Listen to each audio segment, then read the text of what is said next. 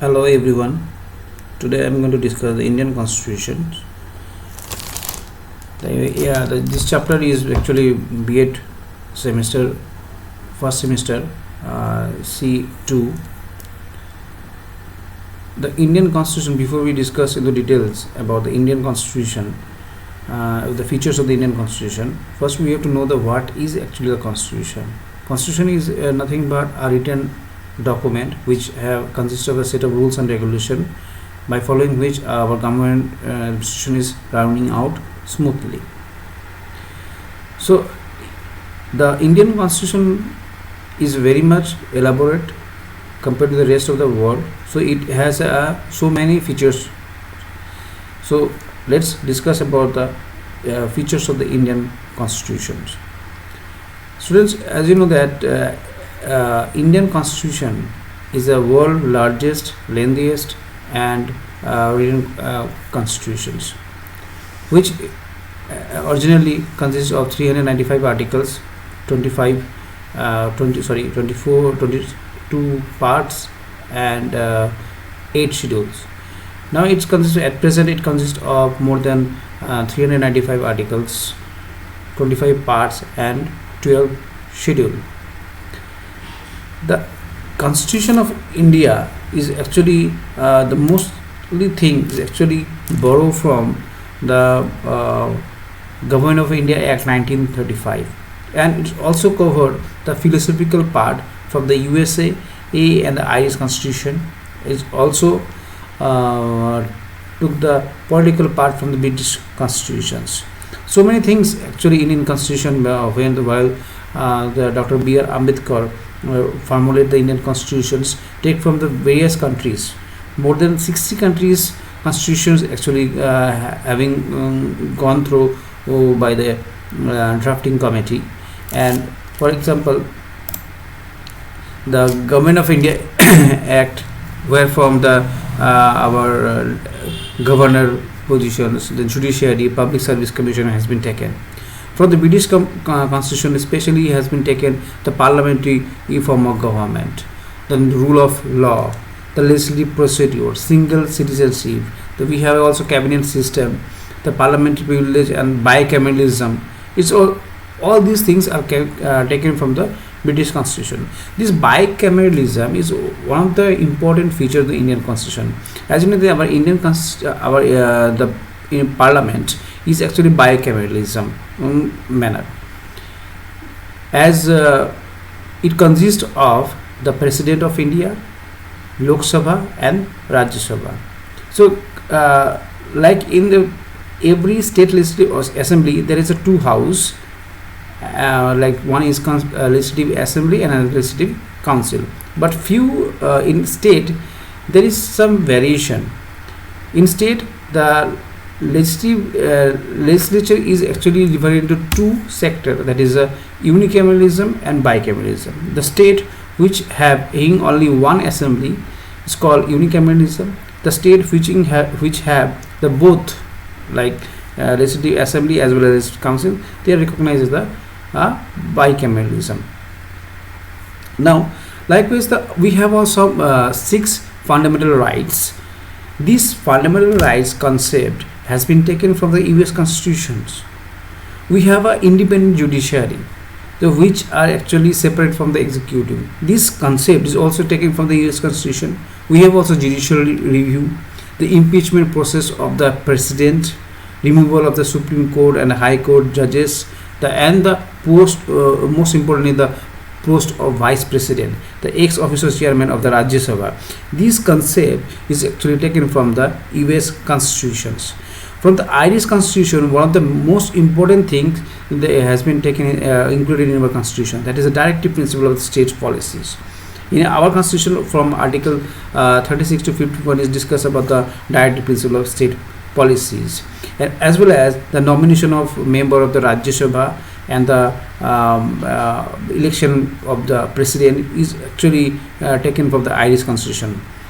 From the Canadian constitution, the idea of the federalism has been taken. The federalism, the federalism is one of the important feature of the Indian constitution, but our federalism is not a complete federalism, it is a quasi-federalism. As to complete the sense of federalism, it has some unique features, like it should have a dual citizenship, it should have the dual judiciary system. But these things are not actually followed in India. In India, we have only single citizenship. We have a single judiciary system which is maintained in the entire country. There is no separate judiciary system, or there is no simultaneously institution like Supreme Court.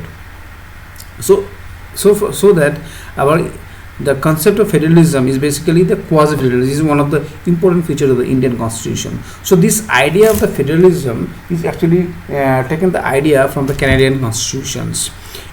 From Australia also, from Australian Constitution also, we have taken the idea of the sitting of two houses of parliament, concurrent lists, everything. The Weimar Constitution of Germany, which has been given the idea of the suspension of the fundamental right during the emergency period. Well, as we know that we have three kind of emergency in India, which is another important feature of the Indian constitutions. Article 352, that is a national emergency. Article 356, that is a state emergency, and Article 360, that is financial emergency. So now from USSR also we have taken the idea of the fundamental duties. We have right now at present we have 11 fundamental duties. Then the idea of justice, which consists of social, economic, political, in the which is mentioned in the preamble. This also taken the idea from the USSR. The preamble is basically the mirror of the Indian constitutions. When we see the preamble, we can find on the basis of which principles our constitution is actually made up of. Now likewise, from the French constitution, the sense of republicanism is actually taken.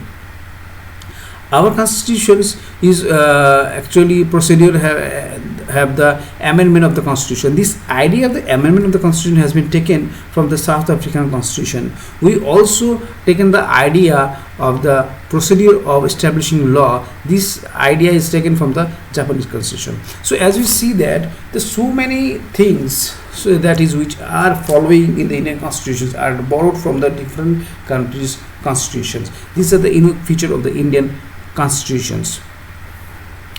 As you should know, the another features of the Indian constitution is like that we have the three important autonomous agency, that is the Auditor Controller General, then this Public Service Commission and Election Commission of India.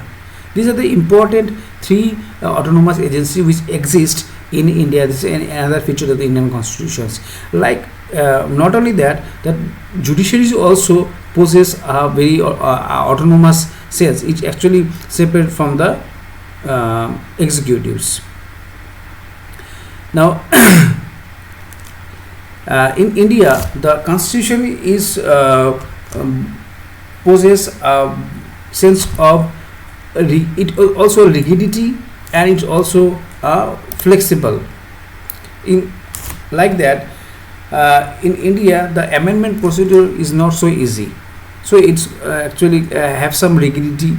So whenever the ruling party is needed, the constitution cannot be amended. It's need a special majority in the Lok Sabha or compile Lok Sabha and Rajya Sabha, or you can say that in simple majority in parliament it's needed.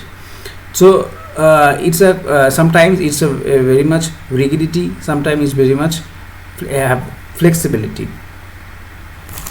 There is other features of the Indian constitution, like India is a sovereign power, and then India is also having a sense of socialism, which we find in the preamble. That is, socialism means in whatever is available in Indian society, that is actually on which each and every citizen have the equal right. Now we have also the means Indian constitution. One of the important features is the secularism, and the secularism means that in the matter of religion, every citizen's religion matter, the state cannot interfere at all. State has been given equal status to each and every religion in our country, like whether it is Islamic Islam, whether it is Hindu, whether it is Sikh, Parsi, Jainism. For each and every religion, the Indian government possesses a same dignity, express the same dignity. The Indian government will not interfere into the religion matter of any individual. This sense of secularism is actually added in the year of 1976 by 42 Amendment Act. Likewise, secularism, we also have a democratic country.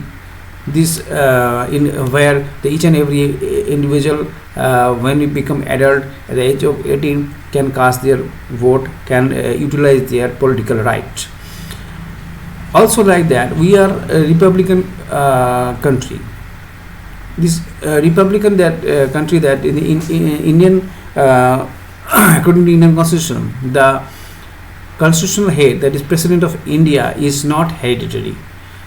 After every 5 years, through an election, by indirect election of the people of the India, our president is actually chosen from the people.